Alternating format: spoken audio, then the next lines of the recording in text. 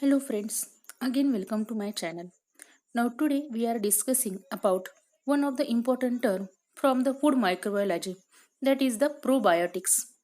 Now in our day-to-day life we heard this term probiotic, or we are taking the probiotic foods, but we don't know the basic microbiological aspects which are present behind these probiotics. Now today we are discussing about some of the basic microbiological aspects which are related with this probiotic food.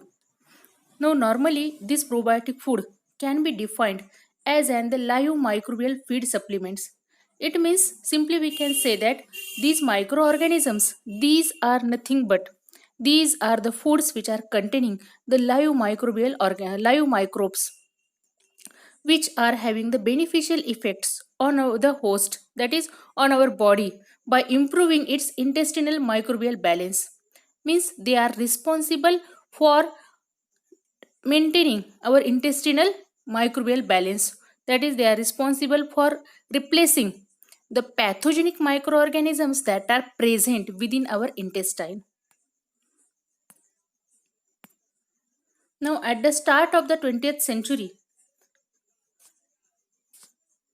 firstly, there is the study on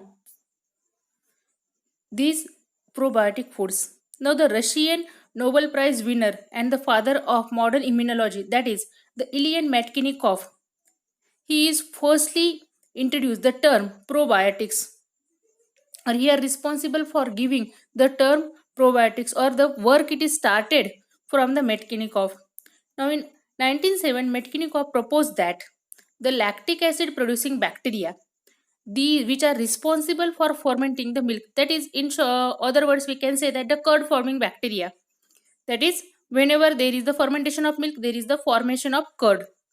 These milk fermenting bacteria, these are prevent the falling in the large intestine, and if consumed regularly, they lead to a longer healthier life. Means they are responsible for maintaining the intestinal microflora.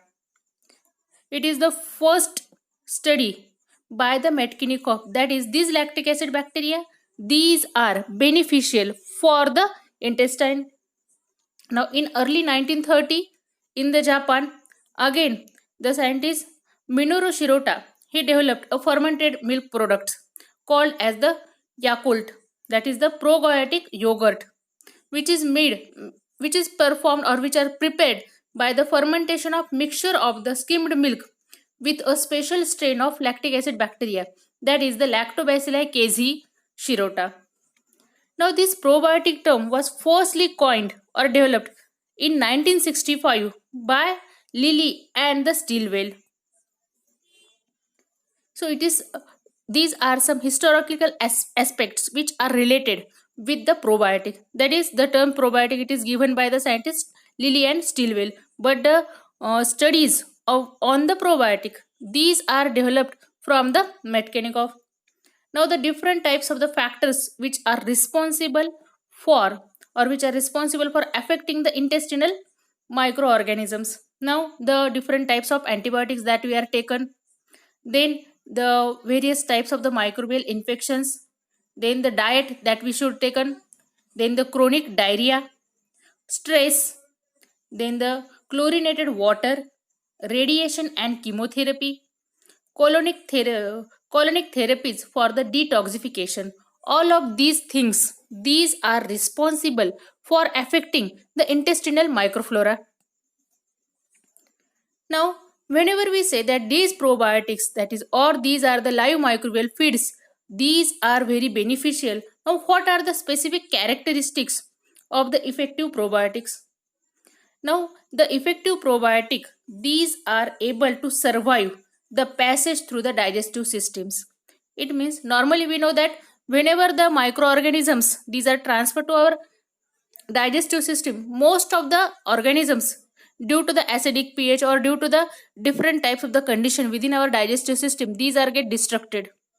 But whenever we define about, or whenever we are preparing the probiotic food, within that the live microorganism that we are used within this probiotic food, they should having the ability that they can survive within the digestive system. Now another one, it is the they are able to attach to the intestinal epithelia for their proper growth or for development of their colonies. Now they are again able to maintain the good viability, means they are remain viable within that environment. They are able to utilize the nutrients and the substrates in the normal diet. Means normally the substances that we are taken, they must be the best for their growth. Means within that environment they are properly get adjusted. Then the non-pathogenic and non-toxic. Now it is the one of the important term, that is, as we are directly taken the live microorganisms as an probiotics.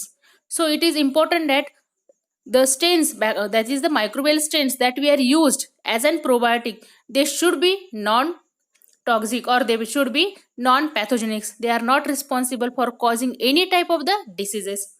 Then they are capable of exerting a beneficial effect on the host. Another one, it is the stability of desired characteristics during the processing, storage and transportation. Now as we are preparing such type of the food, within that again it is important that whenever these food products these are prepared and these are stored, within all of this period they must be stable. There are no any alteration within their properties. Means this stability about their characteristics, it is very much important for a good probiotic. The another one, it is the anti-inflammatory, anti-mutagenic and immunostimulatory. Means these are not responsible for develop any side effects whenever they are taken. Then anti-mutagenic means there are no or they are resistant to the mutations. Mutation, that means if any stimulus it is given to that organism, means it may be possible that whenever any host they are taken this type of the microorganisms, if suppose they are exposed to the any mutagenic agent, then these microorganisms these must be stable to any type of the mutation, because if any mutation they may be occur, it may be possible that they may be responsible for causing any type of the disease. For that purpose it is very much important that such type of the microbial strains these must be anti-mutagenic. And again the immunostimulatory, means now as these are responsible for replacing the pathogenic microflora, again it is important that these are also responsible for improving our immune system, that is these are having the stimulatory effect on the immune system. Now here on this diagram we can you can understand what are the beneficial effect of the probiotic.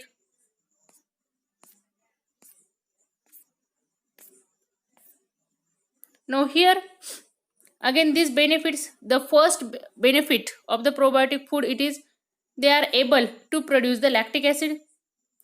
As there is the production of lactic acid, means as these are responsible for producing the food, the most important point, it is they are responsible for reducing the pH of the intestine.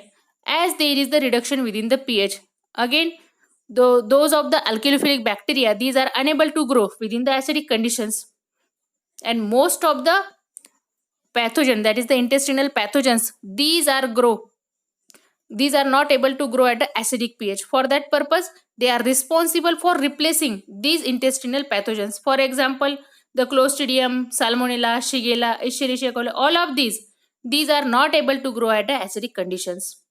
Then again these are responsible for decreasing the production of variety of toxic or the carcinogenic metabolites. No doubt, as these are replacing these microorganisms, that is the intestinal pathogens, these intestinal pathogens, for example, the Clostridium species. This Clostridium species, it is responsible for producing the phenols, that is the toxic metabolites, due to their lipolytic and proteolytic activities. So such type of the toxic products, or the production of such type of the toxic products, it get decreases due to the presence of these lactic acid bacteria. Again, these are aid absorption of minerals, means these are responsible for improving the absorption of minerals, especially the calcium. That is the calcium absorption. It is increases due to the presence of these microorganisms due to the increased intestinal acidity. Means as the intestinal acidity it will increases, along with that there is also increase within the calcium absorption by the intestine. Now the next benefit of the probiotic, it is they are responsible for enhancing the production of beta D galactosidase enzyme. which is responsible for the breakdown of lactose.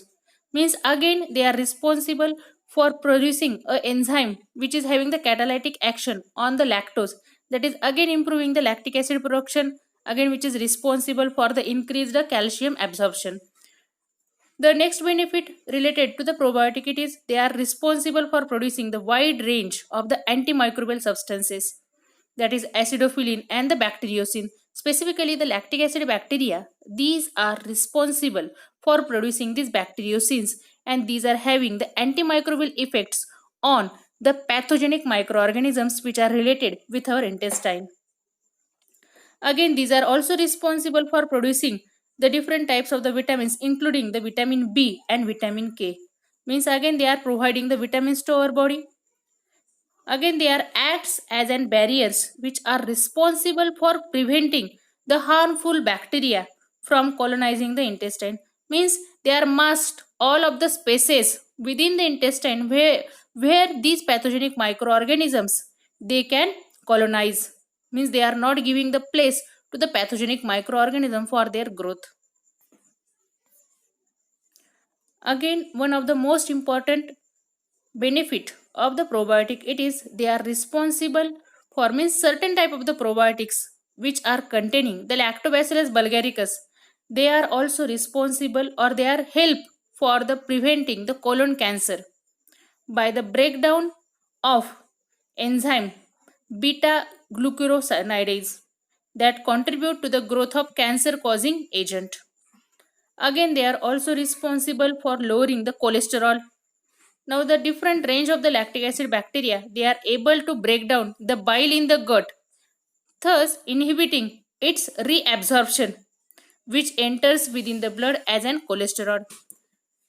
These lactic acid bacteria again also responsible for reducing the blood pressure, that is the consumption of milk fermented with the various strains of lactic acid bacteria may result in the modest reduction in the blood pressure due to the different types of the peptides during peptide formation during the fermentation.